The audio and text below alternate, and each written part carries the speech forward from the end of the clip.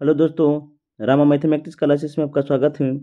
जैसे कि प्राचीन भारतीय इतिहास के अंतर्गत इसके पिछले वीडियो हम पढ़ चुके थे वर्धन वंश थ्योरी और एमसीक्यू प्रश्न वन लाइन बाय क्वेश्चन के रूप में। आज देखते हैं इस वीडियो में उत्तर उत्तर भारत में जितने भी वंशज हुए हैं उसके बारे में हम देखेंगे। बस आप इसे ध्यानपूर्वक सुनिएगा। यहाँ से जितने भी प्रश्न बनते हैं हमें सभी आपको पहले वन लाइन बाय क्वेश्चन के रूप में करवा देते हैं, उसके बाद लाएंगे थ्योरी क्लास। देखिएगा, बिना समय लेते हुए आगे बढ़ते हैं। अगर वीडियो अच्छा लगता है तो लाइक, सब्सक्राइब, कमेंट और साथ साथ अपने दोस्तों के साथ भी शेयर कीजिएगा। आइए देखते हैं आगे क्या है। देखिएगा, उत्तर भारत जो है राजपूत या राजवंश जिसमें से सबसे पहला क्या है तो सेन वंश है। क्या है तो सेन वंश है। देखिएगा, सेन वंश की स्थापना किसने की और कहाँ की? तो सेन वंश की स्थापना सामंत सेन ने राढ़ में की थी। कहाँ की थी? तो राढ़ में की थी। आगे देखेंगे, सामंत सेन का उत्तराधिकारी कौन था? तो विजय सेन था। कौन था? तो विजय सेन था। क्या तो सेन वंश की राजधानी कहाँ थी? सेन वंश की राजधानी कहाँ थी? तो लखनऊती थी। कहाँ? तो लखनऊती थी। किसकी? तो सेन वंश की राजधानी थी। आगे देखते हैं क्या, तो देखिएगा एक मिनट।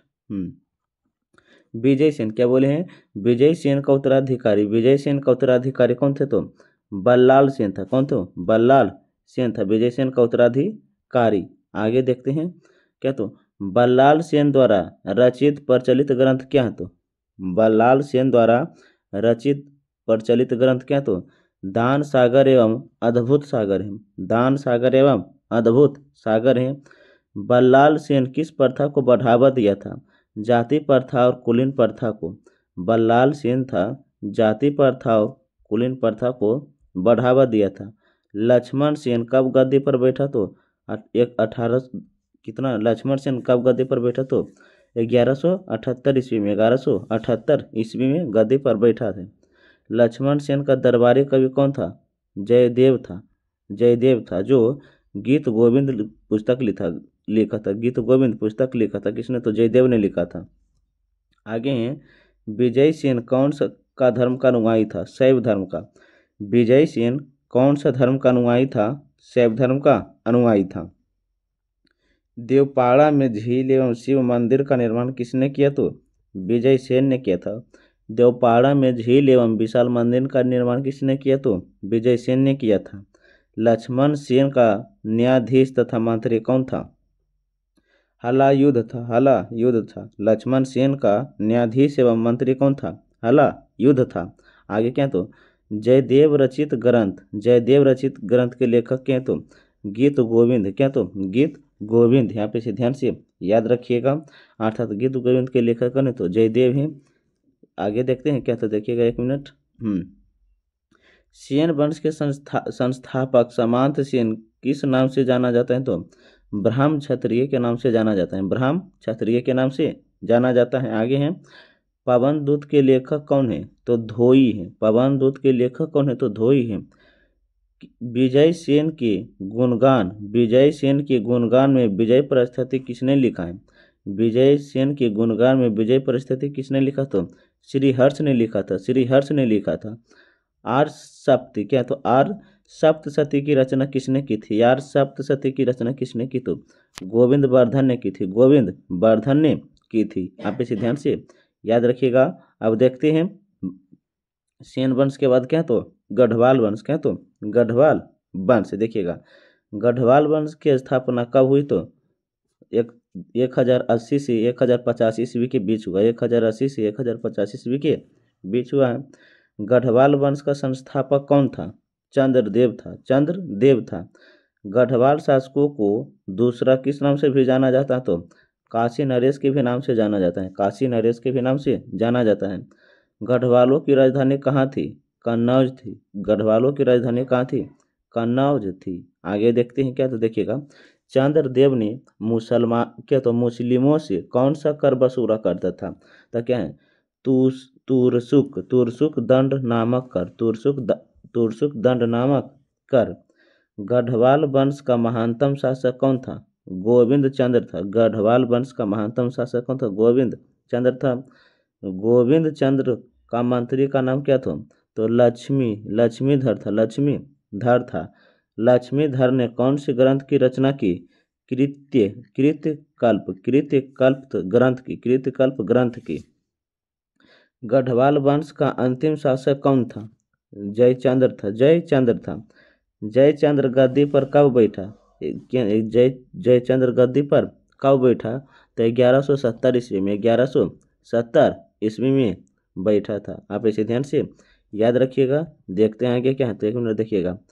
नासैध रचित और खंड खंड खाद में निषेध चरित खंड खंड खाद के रचिता श्रीहर्ष किस शासक के राज कवि थे? तो किसके? तो जयचंद्र के थे। जयचंद्र की पूर्ति संयोगिता का अपहरण किसने किया? तो पृथ्वीराज चौहान ने की थी। किस युद्ध में जयचंद्र को पराजित कर दिया गया था? चंदावर के युद्ध में। किस युद्ध में? तो चंदावर के युद्ध में जयचंद्र को पराजित कर दिया गया था। चंदावर का युद्ध कब लड़ा गया? तो 1193 से 94 के बीच लड़ा गया था। आगे देखिए क्या, तो चंदावर के युद्ध किसके साथ हुआ था? जयचंद्र और मोहम्मद गौरी के बीच। श्रीहर्ष ने कौन सी ग्रंथ की रचना की? तो नैषध ग्रंथ की रचना की। जयचंद्र का पुत्र हरिश्चंद्र किसके अधीन शासन करता था? मोहम्मद गौरी के अधीन। आगे देखते हैं। उत्तर भारत के अंतर्गत ही चौहान वंश, देखिएगा एक मिनट देखिए क्या, तो चौहान वंश की स्थापना किसने की? तो वासुदेव ने की थी। चौहान वंश की स्थापना किसने की? तो वासुदेव ने की थी। चौहान वंश की स्थापना किस सदी में हुआ था? 6ठी सदी में। चौहान वंश की स्थापना किस सदी में हुआ? तो 6ठी सदी में हुआ है। वासुदेव ने अपनी राजधानी कहाँ स्थापित की थी? तो अही छत्र में स्थापित की। आगे हैं, चौहान वंश का पहला पूर्ण स्वतंत्र शासक कौन था? देखिएगा तो क्या, तो वाकपतिराज प्रथम था। आगे देखेंगे क्या, तो राजस्थान के अजमेर नगर की स्थापना किसने की थी? तो अजय पाल ने की थी। अजय पाल ने की थी। सुल्तान महमूद की सेना को आर्नेज ने कहाँ कहा था? आर्नेज ने कहाँ हराया था? तो अजमेर के निकट के। कहाँ के? तो अजमेर के निकट। क्या, तो आर्नेज की हत्या किसने की थी?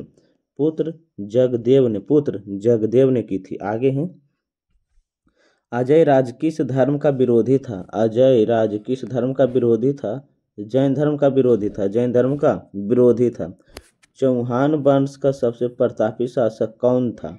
तब विग्रहराज चतुर्थ था। चौहान वंश का विरोधी शासक। आगे देखते हैं क्या, तो देखिएगा, विग्रहराज चतुर्थ की रचना कौन सी है? तो हरिकेली नाटक है। विग्रहराज चतुर्थ की रचना कौन सी है? तो हरिकेली नाटक है। विग्रहराज चतुर्थ का दरबारी कवि कौन है? तो सोमदेव है। कौन है? तो सोमदेव है। सोमदेव ने कौन सी ग्रंथ की रचना की? तो ललित विग्रह की रचना की थी। चौहान वंश का अंतिम शासक कौन था? पृथ्वीराज तृतीय था। मोहम्मद गौरी को 1178 ईस्वी में किसने हराया था? गुजरात के चालुक्य शासक मूलराज ने। आगे देखते हैं, देखिएगा एक मिनट। चंदेल शासक परमादिवर्त को किसने हराया, जिसमें अल्लाह एवं उदाल भी मारे गए? पृथ्वीराज तृतीया ने। तराइन का प्रथम युद्ध कब हुआ था? 1191 ईस्वी में। तराइन का प्रथम युद्ध कब हुआ था? 1191 ईस्वी में। तराइन का प्रथम युद्ध किसके बीच हुआ था? तराइन का प्रथम युद्ध किसके बीच हुआ? तो पृथ्वीराज तृतीय और मोहम्मद गौरी के बीच। पृथ्वीराज तृतीय और मोहम्मद गौरी के बीच तराइन का प्रथम युद्ध में किसकी हार हुई थी?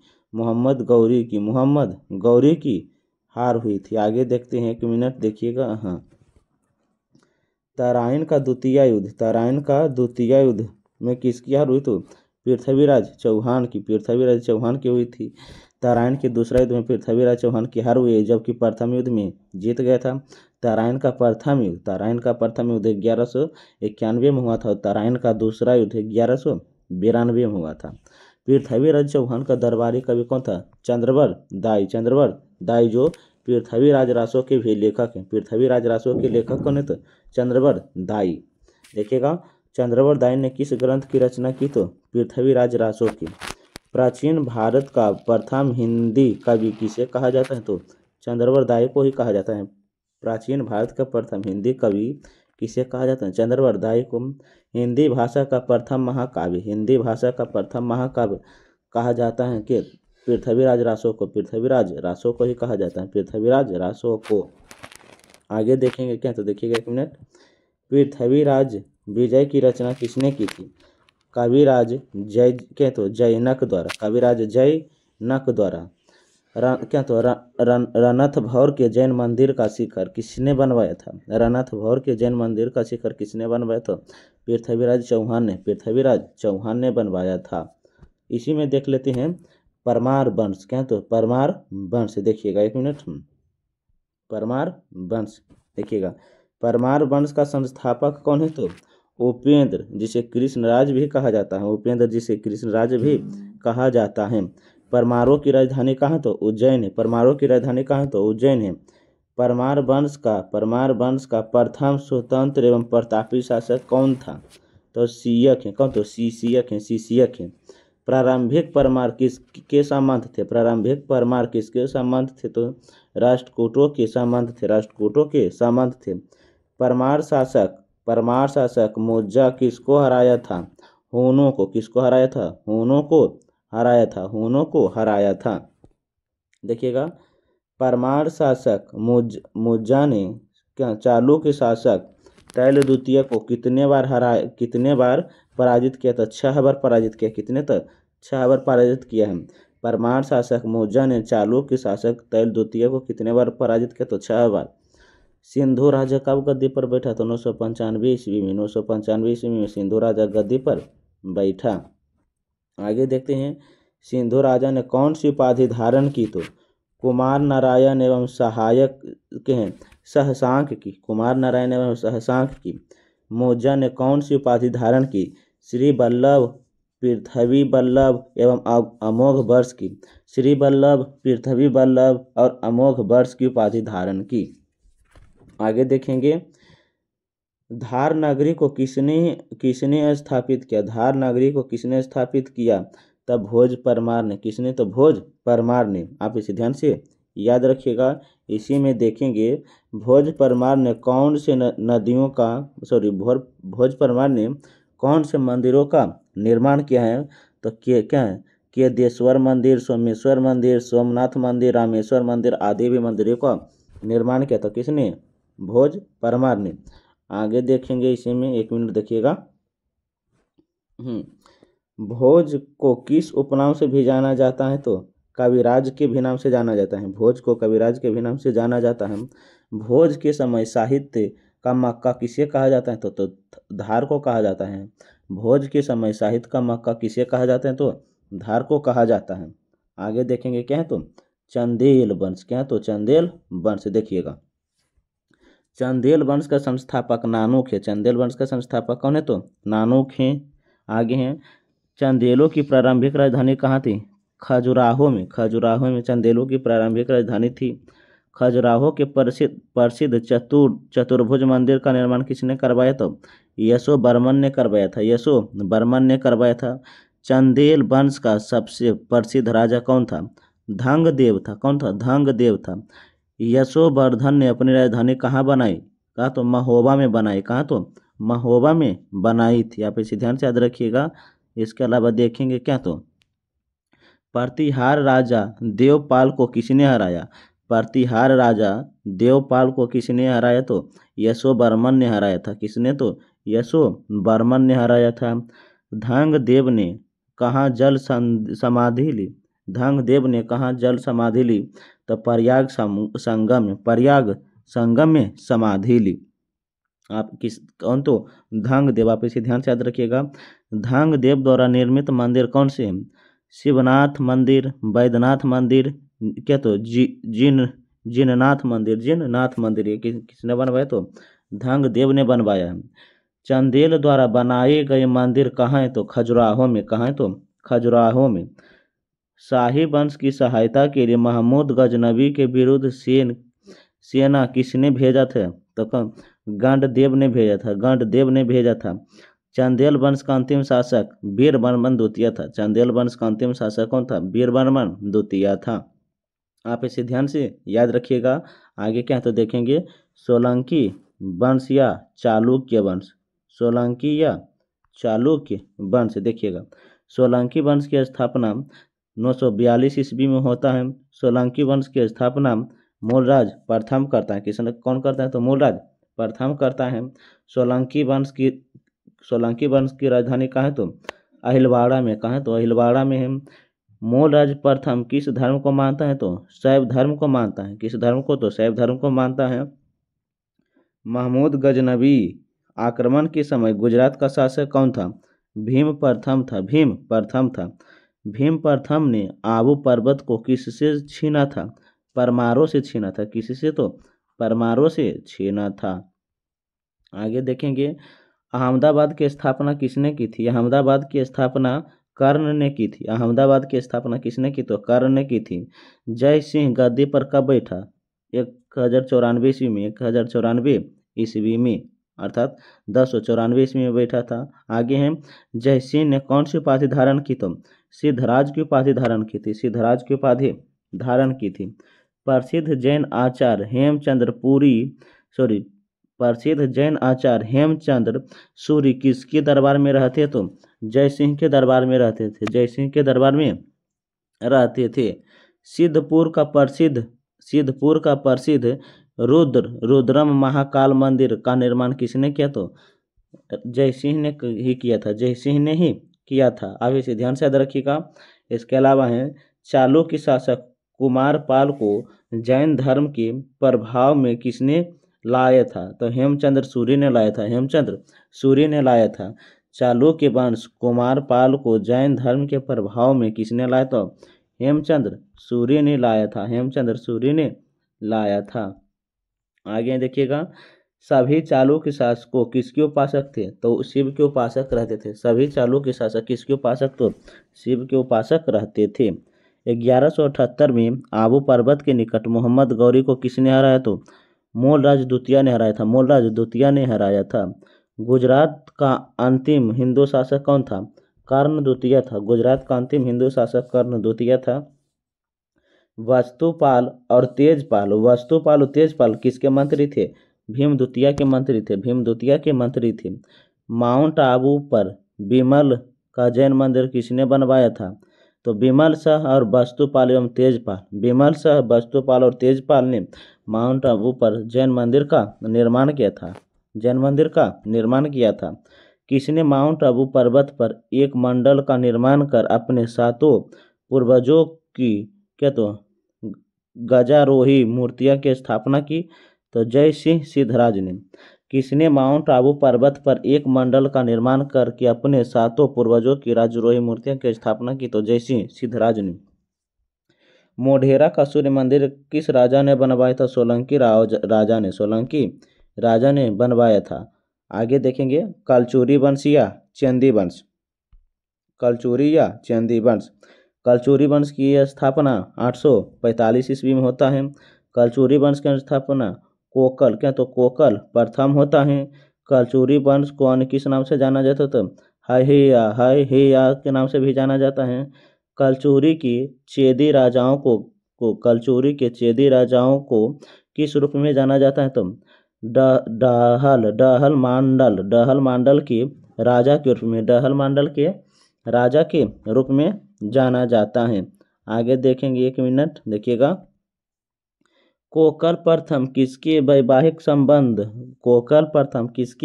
वैवाहिक संबंध स्थापित किया गया था? तो चंदेल तथा राष्ट्रकूट शासक वंश से। कलचुरी वंश का शासक कौन था? विजय सिंह था। चंदेल राजा त्रिलोकवाक्य वर्मन ने कलचुरी को पराजित कर किस पर अधिकार किया? तो डाहल मंडल पर। आगे देखेंगे, कलिंगाधिपति की उपाधि किसने धारण करी? तो कर्णदेव ने। कलिंगाधिपति की उपाधि किसने धारण कर दी? तो कर्णदेव ने। विक्रमादित्य की उपाधि किसने धारण की? तो गांगेयदेव ने। कलचुरी वंश का सबसे महानतम शासक गांगेयदेव था। कौन था? गांगेयदेव था।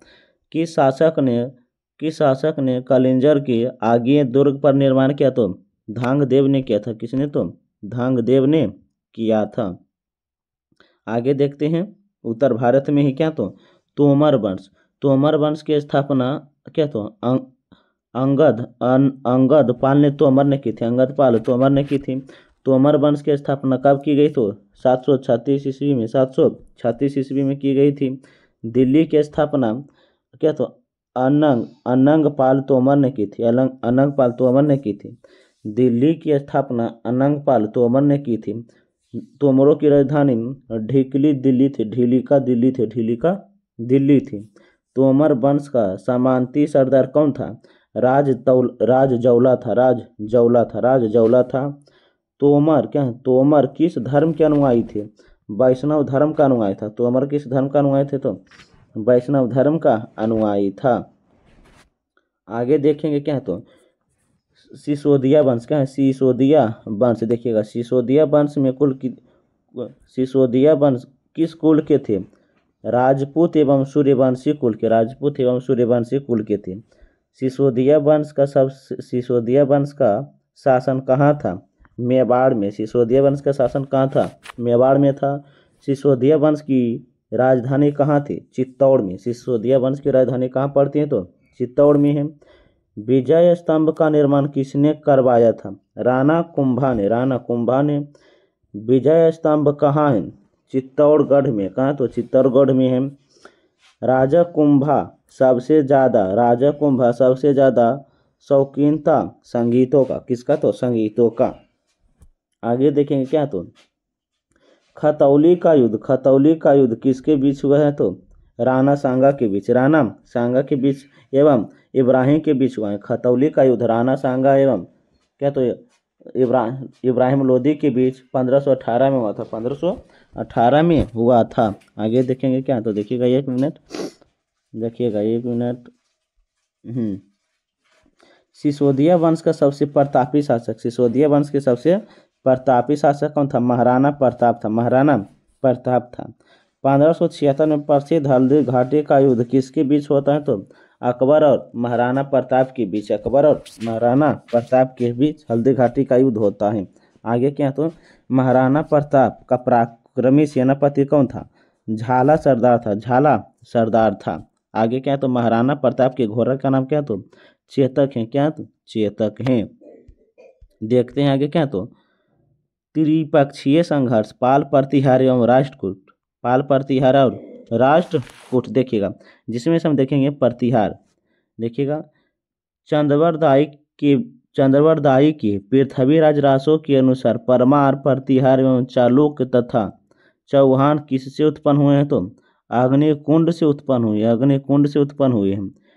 किस पर स्वामित्व के लिए पाल, प्रतिहार एवं राष्ट्रकूट के बीच त्रिपक्षीय संघर्ष हुआ है? तो कन्नौज के लिए त्रिपक्षीय संघर्ष हुआ, पाल, प्रतिहार और परमार के बीच। देखते हैं आगे क्या? तो एक मिनट देखिएगा। अग्निकुंड के राजपूतों में सर्वाधिक प्रसिद्ध राजवंश कौन था? प्रतिहार था। कौन था? प्रतिहार था।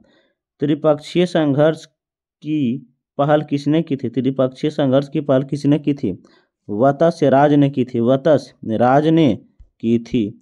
आगे देखेंगे, त्रिपक्षीय संघर्ष का आरंभ किस सदी में हुआ? तो 8वीं सदी में हुआ है, 8वीं सदी में हुआ है। त्रिपक्षीय संघर्ष का आरंभ और अंत किस राजवंश ने किया? तो प्रतिहार ने की थी, प्रतिहार ने की थी। त्रिपक्षीय संघर्ष का आरंभ और अंत किस राजवंश ने की? तो प्रतिहार ने की थी। गुर्जर प्रतिहार वंश का प्रथम कौन था? गुर्जर प्रतिहार वंश का संस्थापक कौन था? गुर्जर प्रतिहार वंश का संस्थापक कौन था? तो नागभट्ट प्रथम था, नागभट्ट प्रथम था। वत्स राज गद्दी पर कब बैठा? 785 ईस्वी में, 785 ईस्वी में बैठा था। आगे देखेंगे, पाल नरेश धर्मपाल को किसने पराजित किया? तो वत्स राज ने पराजित की थी। नागभट्ट द्वितीय किसका पुत्र था? वत्स राज का ही पुत्र था। नागभट्ट द्वितीय किसका पुत्र था? वत्स राज का ही था। मुंगेर के समीप धर्मपाल को किसने पराजित किया? नागभट्ट द्वितीय ने पराजित की, नागभट्ट द्वितीय ने पराजित की। प्रतिहार वंश का सर्वाधिक प्रतापी एवं महान शासक कौन हुआ? तो मिहिर भोज हुआ है। कौन हुआ है? तो मिहिर भोज हुआ है। आगे देखेंगे क्या? तो मिहिर भोज को किससे पराजित होना पड़ा? पाल नरेश, धर्मपाल एवं राष्ट्रकूट नरेश ध्रुव से होना पड़ा। आगे देखते हैं, देखिएगा 1 मिनट क्या है। तो अरब यात्री सुलेमान किसके शासनकाल में भारत आया था? तो मिहिर भोज के समय आया था। देखिएगा क्या, आगे देखिए क्या, तो मिहिर भोज ने किसकी उपाधि धारण की? तो क्या आदि वारह की उपाधि धारण की। प्रतिहार साम्राज्य का विस्तार मगध एवं उत्तर बंगाल तक किसने किया है? तो महेंद्र पाल ने की थी, महेंद्र पाल ने की थी। महेंद्र पाल के गुरु कौन थे? राजशेखर थे। महेंद्र पाल के गुरु कौन हुए? तो राजशेखर हुए थे। काव्य मीमांसा एवं क्या, तो कर्पूर मीमांसा किसकी प्रसिद्ध कृति है? तो राजशेखर की। किसके हैं? तो राजशेखर की है। आगे देखिएगा, महेंद्र पाल के बाद कौन शासक बना है? तो महीपाल बना है। महेंद्र पाल के बाद बगदाद निवासी अल मसूदी किसके समय भारत आया था? महीपाल के विरुद्ध। महीपाल के बाद बगदाद निवासी अल मसूदी किसके समय भारत आया था? तो महीपाल के समय। आगे देखें क्या, तुम राष्ट्रकूट